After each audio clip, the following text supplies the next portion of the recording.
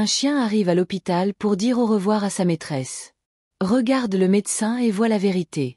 Les hôpitaux sont censés sauver des vies. Mais cette nuit-là, une petite pièce s'est transformée en un champ de bataille fait de confiance, de peur et de loyauté. Une jeune femme gisait inconsciente sur le lit, ses respirations fragiles liées au bourdonnement des machines. À ses côtés se trouvait son berger allemand, Max, silencieux, vigilant, incapable de bouger. Les médecins, les agents et les infirmières ne voyaient en lui qu'un animal en deuil. Mais lorsqu'une seringue a brillé sous la lumière fluorescente, Max a éclaté, aboyant, grognant, se plantant entre la femme et le médecin qui s'approchait. Tout le monde pensait que c'était de la folie. Juste un chien désespéré refusant d'accepter la réalité. Mais quelques secondes plus tard, la vérité derrière cette aiguille allait stupéfier tout le monde dans la pièce et prouver que, parfois, les animaux voient le danger là où les humains refusent de regarder. Lena avait été admise après s'être effondrée de manière inattendue. Les médecins ont dit aux officiers que c'était juste une crise d'épilepsie et qu'elle avait besoin de soins rapidement. Mais ce que la plupart des gens de l'hôpital ne savaient pas, c'est que Lena n'était pas une patiente ordinaire. Elle était un témoin protégé, sur le point de témoigner contre des hommes puissants liés à la corruption et au crime. C'est pourquoi 3 agents armés avaient été affectés à la garde de sa chambre, non pas à cause de sa maladie, mais parce que quelqu'un pourrait essayer de la finir avant qu'elle ne puisse parler. Max, son fidèle berger allemand, avait poursuivi l'ambulance jusqu'au bout, se faufilant dans les intersections, aboyant désespérément jusqu'à ce qu'un officier le laisse finalement entrer. À partir du moment où Lena a été transportée dans sa chambre, Max a refusé de quitter son côté. Les heures passèrent. Le corps de Lena était pâle, sans vie, mais pas parti, sa respiration superficielle, sa main molle. Max a de nouveau poussé ses doigts, gémissant doucement. Il a léché sa paume comme s'il pouvait la ramener dans le monde. Le pauvre, a murmuré l'officier Collins, un homme trapu d'une 40aine d'années, appuyé contre le mur. Il ne comprend pas qu'elle pourrait ne pas se réveiller. Mais Max comprenait plus que quiconque. Ses oreilles se dressaient chaque fois que son moniteur émettait un bip irrégulier. Il se tendait lorsque des pas s'approchaient. Il déplaçait son corps de manière protectrice chaque fois que quelqu'un se penchait trop près. Ce soir-là, la porte s'ouvrit et entra un médecin aux traits acérés, au manteau blanc impeccable et à la seringue à la main. Ses yeux scannèrent le corps de Lena puis le chien. « Elle a besoin de sédatifs », a-t-il dit fermement, son ton brusque. « Sinon, elle va faire une crise. J'aurai besoin d'espace. Éloignez le chien. » Mais Max a grogné, un grondement sourd qui a vibré à travers la pièce. L'officier Ramirez, plus jeune et plus nerveux que son partenaire, a froncé les sourcils. C'est étrange. Il a été silencieux toute la journée. Le médecin n'a pas bronché. Les animaux ne comprennent pas la médecine. Maîtrisez-le. Mais au moment où cette aiguille a brillé sous les lumières, les instincts de Max ont crié plus fort que n'importe quel mot. Max a bondi en avant, posant ses pattes avant sur le lit, bloquant le corps de Lena. Son grognement s'est approfondi, ses dents ont brillé. « Contrôlez-le », a aboyé Collins, cherchant la laisse. Mais le chien s'est libéré, se tenant fermement entre Lena et le médecin. Son corps tremblait de désespoir, sa queue était rigide, ses oreilles plaquées en arrière. Le médecin a grincé des dents. Si elle ne reçoit pas ça maintenant, elle pourrait mourir. Voulez-vous avoir son sang sur les mains? Son ton était trop vif, trop désespéré. Ramirez s'est figé. Il savait exactement pourquoi ils avaient été affectés à cette pièce. Lena n'était pas juste malade. Elle était dangereuse pour les gens en dehors de cet hôpital. Elle avait des noms, des dates et des preuves qui pourraient détruire des vies. Et si elle se réveillait, elle témoignerait. C'est pourquoi elle était gardée. Et c'est peut-être pour cela que la main de ce médecin tremblait.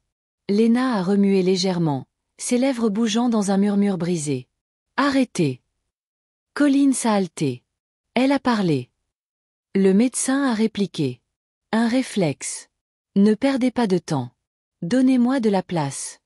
Mais Max a aboyé de nouveau, frénétiquement, pressant son nez sur la poitrine de Lena avant de tourner la tête vers la seringue. Son aboiement n'était pas aléatoire.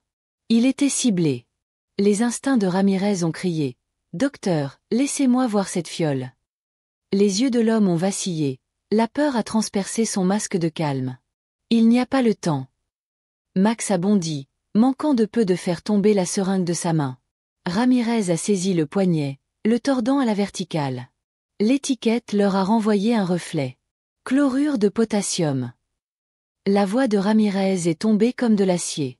Ce n'est pas un sédatif. C'est mortel. Le masque du médecin s'est effondré. Il a bégayé. Vous ne comprenez pas. J'ai été payé. On ne peut pas la laisser parler. Collins a chancelé, horrifié. Il était là pour la tuer. Ramirez a poussé la seringue sur le plateau, et ce chien venait de le démasquer. La pièce a éclaté dans le chaos au moment où l'étiquette a été lue à haute voix. Collins a bondi, saisissant le médecin par les épaules, le plaquant contre le mur. Ramirez, la voix tranchante comme une lame, a aboyé dans sa radio. Chambre 12, renfort tout de suite. Tentative d'homicide sur un témoin. Le médecin s'est tordu violemment, son visage pâle de terreur. Vous ne comprenez pas, a-t-il crié, de la salive volant de ses lèvres. Si elle témoigne, je suis fini. Tout le monde est fini. Ils vont me tuer. Ils vont tuer ma famille. Les grognements de Max ont rempli la pièce, graves et gutturaux. Son corps toujours protégé sur la poitrine de Lena. Il ne faisait pas confiance aux officiers pour tenir l'homme. Il ne faisait confiance à personne d'autre qu'à lui-même pour la garder. Le médecin se débattait plus fort, les yeux grands et frénétiques. Vous pensez que c'est de moi qu'il s'agit? Elle a vu des choses qu'elle n'était pas censée voir. Les gens au pouvoir, le vrai pouvoir, sont terrifiés qu'elle ouvre la bouche. Sa voix s'est brisée en une hystérie. Je n'avais pas le choix. Vous croyez que je voulais ça? Collins a forcé ses bras derrière son dos, les menottes s'encliquetant. Sa voix tremblait de fureur. Vous alliez assassiner une femme sans défense. N'osez pas jouer les victimes. Mais le médecin se débattait encore plus fort, ses mots s'échappant comme ceux d'un homme déjà brisé. Ils m'ont payé. Vous m'entendez? Ils m'ont payé pour m'assurer qu'elle n'ouvre plus jamais les yeux. Et vous pensez que vous pouvez la protéger? Vous ne pouvez pas vous protéger vous-même. Sa voix s'est brisée sur le dernier mot, se transformant en sanglots. Cela n'a fait que faire grogner Max plus fort, les oreilles plaquées à plat, le corps tremblant d'effort pour contenir sa rage. Ramirez a poussé la seringue dans un sac de preuves. Vous allez pourrir en prison pour ça, et quand elle se réveillera, elle finira ce qu'elle a commencé. Le médecin a ri amèrement, la tête appuyée contre le mur. Si elle se réveille, c'est une femme morte qui marche. Vous êtes tous morts. La tension a grimpé. Même les mains de Collins ont vacillé. Pendant des années, il avait affronté des tueurs, des gangsters, des hommes armés qui n'avaient rien à perdre. Mais la peur brute dans la voix de cet homme était quelque chose de différent. Elle laissait entendre des forces en dehors de ces murs, des forces qui s'étendaient bien au-delà d'une simple chambre d'hôpital. Et puis, à travers le lourd silence, un son faible a percé, un halètement superficiel. Tous les yeux se sont fixés sur le lit. Les lèvres de Lena se sont entr'ouvertes. Sa poitrine s'est soulevée plus fermement. Ses paupières ont flotté, lourdes, mais se battant pour s'ouvrir. Pour la première fois depuis des jours, elle se réveillait. Max. Le mot s'est fendu de sa gorge comme du papier sec. Le corps du berger allemand a tremblé de soulagement. Il a gémi, se rapprochant, léchant sa main furieusement. Sa queue a remué par éclats désespérés, cognant contre les draps. Les yeux de Ramirez se sont adoucis, le soulagement a envahi son visage austère. Elle revient. La voix de Collins s'est brisée alors qu'il murmurait. Elle est vivante, grâce à lui. Ses yeux ont glissé vers le chien et la honte lui a brûlé la poitrine. Quelques minutes plus tôt, il avait été prêt à traîner Max loin. Il avait presque livré sa vie à un tueur. Ramirez s'est accroupi à côté du lit, parlant doucement mais fermement. Lena, vous êtes en sécurité. Il ne vous a pas touché. Max ne l'a pas laissé faire. Ses yeux ont vacillé entre eux, faibles, brumeux. Mais quand ils se sont posés sur Max, une seule larme a roulé sur sa joue. Ses lèvres ont de nouveau formé des mots, plus doux cette fois, presque une prière. Tu es resté. Max a gémi, pressant son visage contre son épaule, refusant de bouger. Sa poitrine se soulevait, ses yeux brillaient, mais il n'a jamais quitté son poste. La pièce, autrefois remplie de cris, était maintenant dans un silence respectueux. La vérité avait été exposée. La tentative avait échoué, et ce n'était pas à cause de la police, de leurs armes ou de leurs ordres. C'était parce que la loyauté d'un chien était plus forte que la corruption. Le matin, l'état de Lena s'était stabilisé. Une nouvelle équipe médicale l'a entourée, la traitant avec de vrais médicaments. Le traître, en blouse blanche, était assis dans une cellule de détention, son visage vide, sa carrière perdue, son destin scellé par la seringue même qu'il portait. Sa confession désespérée d'avoir été payé pour la faire taire se répandait déjà dans la chaîne de commandement. Mais au-delà de la paperasse, au-delà des gros titres, quelque chose de plus profond subsistait dans cette chambre d'hôpital. Max n'avait pas bougé une seule fois. Même pendant que les infirmières travaillaient, même pendant que les officiers rédigeaient des rapports, même lorsque la pâle lumière de l'aube a percé les stores, il est resté. Sa tête reposait sur la poitrine de Lena, son oreille pressée près d'elle comme pour écouter chaque battement fragile de son cœur. Collins s'est attardé à la porte, observant silencieusement.